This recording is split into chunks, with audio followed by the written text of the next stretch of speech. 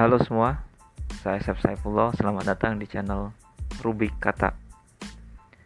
Di episode kali ini, saya ingin membedah satu esai yang saya tulis dan telah ditayangkan di mjskolombo.com. Jadi buat kalian yang penasaran gimana isi tulisannya, bisa langsung mencarinya di mjskolombo.com. Sebelum saya membahas tentang stoikisme lebih jauh, saya ingin berhenti sejenak sebelum menulis catatan tentang stoikisme. Saya akan mulai dengan sebuah anekdot kecil yang terjadi pada 2500 tahun yang lalu.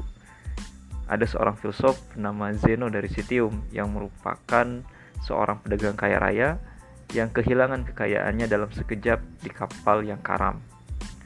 Jika tragedi atau kejadian itu terjadi padamu, apa yang akan kamu lakukan? Mungkin kata-kata yang bernada sumpah serapah dan cenderung mengutuk akan keluar dari mulut kita. Namun hal tersebut tidak berlaku bagi Zeno. Ia justru menyadari bahwa harta yang dimilikinya bisa lenyap kapan saja. Melalui ungkapan tersebut, lantas membawa saya pada satu pertanyaan. Apa makna dari menjalani hidup dengan baik? Stoikisme atau dalam bahasa Inggris disebut Stoicism merupakan satu aliran filsafat besar pasca Aristoteles di Yunani. Aliran ini didirikan oleh Zeno dari Citium sekitar tahun 300 sebelum Masehi. Nah, selain dikenal sebagai nama aliran dalam filsafat, Stoikisme juga dikenal dengan sebuah kelompok kecil dengan sebutan kaum Stoa atau kaum Stoik. Nama Stoa diambil dari tempat para filosof berkumpul atau para intelektual pada waktu itu berkumpul, dengan bahasa Latinnya Stoa Poikile, yang berarti balai bertiang berwarna-warni atau teras berpilar. Sama dengan seluruh tradisi filsafat Yunani, etika Stoa dapat dipahami sebagai seni menjalani hidup yang menunjukkan jalan pada kebahagiaan dan ketenangan. Meskipun demikian, kebahagiaan dalam pandangan Stoa sangat berbeda dengan pandangan saingannya, yaitu filsafat Epikureanisme. Jika Epikureanisme mencari perasaan yang nikmat dan tenang, maka kaum Stoa mengharapkan kebahagiaan dari keberhasilan hidup manusia. Artinya di sini, bagi kaum Stoa, kebahagiaan atau ketidakbahagiaan itu sepenuhnya berada dalam kontrol diri manusia. Stoa memiliki paham lain tentang keberhasilan hidup ini. Menurut Stoa, kehidupan manusia berhasil apabila ia dapat mempertahankan diri. Oleh sebab itu, konsep mempertahankan diri dalam stoikisme ialah berkaitan dengan apa yang disebutnya sebagai in accordance with nature, hidup selaras dengan alam. Apa itu hidup selaras dengan alam? Maksudnya ialah tidak hanya dipahami sebagai tindakan tidak membuang sampah sembarangan atau mencintai dan melindungi satwa langka saja. Meskipun hal-hal seperti itu juga baik untuk kita lakukan. Namun di dalam stoikisme, alam di sini dimaknai lebih besar dari hanya sebatas lingkungan hidup, serta mencakup keseluruhan alam semesta dan seluruh penghuninya. Nah, teman-teman semua, jadi dalam konteks natur, stoikisme menekankan bahwa satu-satunya hal yang dimiliki manusia dan membedakannya dari binatang ialah nalar, akal sehat, rasio, dan kemampuan menggunakannya untuk hidup berkebajikan, life of virtus. Oleh karena itu, manusia yang hidup selaras dengan alam, kata kaum Stoa, adalah manusia yang hidup sesuai dengan desainnya, yaitu makhluk yang memiliki akal atau bernalar. Sementara menurut salah satu filosof terkenal, yaitu Marcus Aurelius, sebagaimana yang dijelaskan oleh Fakhruddin Faiz, ialah dia yang hidup harmonis dengan dirinya sendiri akan hidup harmonis dengan alam semesta. Apa artinya? Artinya adalah kalau dengan diri sendiri saja kita tidak harmonis, maka kita tidak akan harmonis dengan alam. Karena itu, manusia melalui pikirannya berpartisipasi dalam logos alam semesta, dalam hukum ilahi dan rasional yang mengatur serta menentukan segala-galanya yang terjadi. Hal yang menarik, nalar atau rasionalitas yang menjadi fokus utama bagi kaum Stoa adalah salah satu konsep yang dapat diterima oleh siapapun tanpa memperdebatkan asal-usulnya. Maka mereka yang religius akan memandang bahwa nalar atau rasio sebagai sebuah karunia dari Sang Ilahi dan mungkin bersifat abstrak. Dalam arti ini tidak berwujud fisik ya.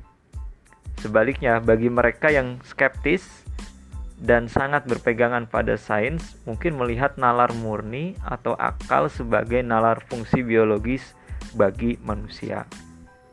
Demikianlah identitas manusia yang sebenarnya menurut kaum Stoa. Bagi kaum Stoa, perbuatan yang baik adalah menyesuaikan diri dengan hukum alam, sedangkan perbuatan yang buruk adalah tidak mau menyesuaikan diri. Disitulah orang bijak menunjukkan diri, dengan sadar ia menerima apa yang memang tidak dapat dihindari. Karena seperti ditulis oleh Seneca, apabila engkau setuju, takdir membimbingmu, apabila tidak, takdir memaksa.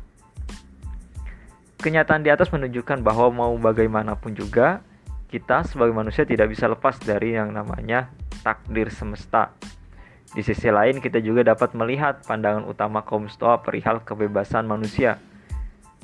Oh ya, kebebasan di sini tidak berarti bahwa manusia bebas dari takdir ya teman-teman. Justru manusia akan mencapai kebebasan apabila ia dengan sadar dan rela menyesuaikan diri dalam hukum alam yang tak terelakkan itu. Untuk itu, kita sebagai manusia yang telah menjadi bijaksana, menerima takdirnya sama seperti ia menerima bahwa ia tumbuh dan menjadi dewasa.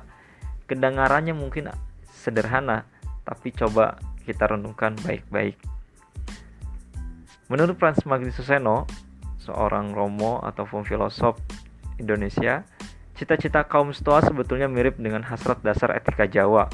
Manusia yang bijaksana yang telah mengolah rasanya tidak lagi memberontak terhadap apa yang sudah semestinya terjadi, melainkan dengan mengembangkan sikap narimo. Ia menempatkan diri ke dalam keselarasan kosmis yang sudah ada untuk dapat menyatu dengan dasar ilahi dari segala yang ada. Nah, oleh sebab itu, keutamaan atau bijaksana bagi kaum Stoa terdiri dalam kesadaran akan kewajiban. Ia menuntut agar manusia melepaskan diri dari segala bentuk ketergantungan kepada benda-benda duniawi. Untuk itu teman-teman, manusia harus menaklukkan atau kita harus menaklukkan hawa nafsu dan kecondongan-kecondongan rendah yang kita miliki. Inilah yang ingin dicapai oleh stoikisme yang hidup bebas dari emosi negatif. Apa saja emosi negatif itu? Yang pertama adalah sedih, curiga, baper, dan lain-lain. Dan hidup dimaknai sebagai satu proses untuk mengasah satu kebajikan seperti kebijaksanaan moral, keadilan, keberanian, dan kemanusiaan. Bagi kaum Stoa, mengalahkan hawa nafsu dan dorongan irasional merupakan bagian dari cita-cita Hosopos, si bijaksana. Ia tidak menderita karena ia telah mematikan hawa nafsu dan mencapai ketenangan jiwa, sehingga apapun yang sedang atau akan terjadi tidak dapat membuatnya gusar lagi bagi seorang Stoik.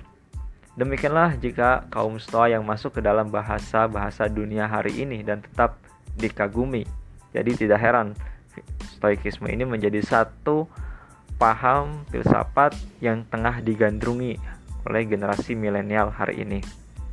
Kendati demikian, kita akan keliru andai kata menarik kesimpulan bahwa si bijaksana atau stoikal itu hanya mencari ketenangan dan kepasifan saja teman-teman.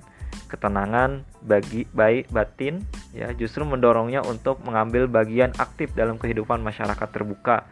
Jadi istilah ataraksia atau ketak terbingungkan itu tidak berarti bersikap tidak peduli terhadap apa yang terjadi sekeliling kita. Sebaliknya, terhadap sesama manusia, si bijaksana harusnya bersikap baik hati. Nah, dalam kajian etika sendiri, stoikisme adalah etika filosofis pertama di dunia yang secara konsekuen mengakui dan meminati kesamaan derajat semua orang. Untuk itulah, Stoa mengajarkan bahwa terhadap siapapun, kita hendaknya bersikap baik hati, teman-teman.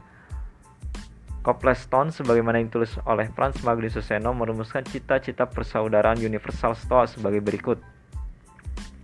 Jadi, cita-cita etika tercapai apabila kita mencintai semua orang sebagaimana kita mencintai diri kita sendiri, atau apabila cinta diri kita merangkul apa yang berkaitan dengan diri kita, termasuk umat manusia seluruhnya dengan kehangatan yang sama. Bagi saya sebagai pembaca, Stoa adalah etika bagi orang yang luas wawasannya, atau biasa disebut sebagai seorang akademisi. yang membebaskan diri dari daya tarik benda luar dan godaan hawa nafsu, yang dapat merelatifkan diri, melihat keseluruhan yang skeptis terhadap upaya-upaya berlebihan dalam sebuah fanatisme. Meskipun demikian, saya melihat bahwa etika Stoa ini merupakan satu paham yang bisa dibilang pilihan alternatif kedua ya. Tentu kritik ini tidak membatalkan keindahan etika Stoa itu sendiri. Oke, mungkin itu saja episode kali ini tentang stoikisme. Mungkin di kesempatan selanjutnya saya akan membahas tentang filosofi teras yang ditulis oleh Henry Manampiring. So, terima kasih. See you.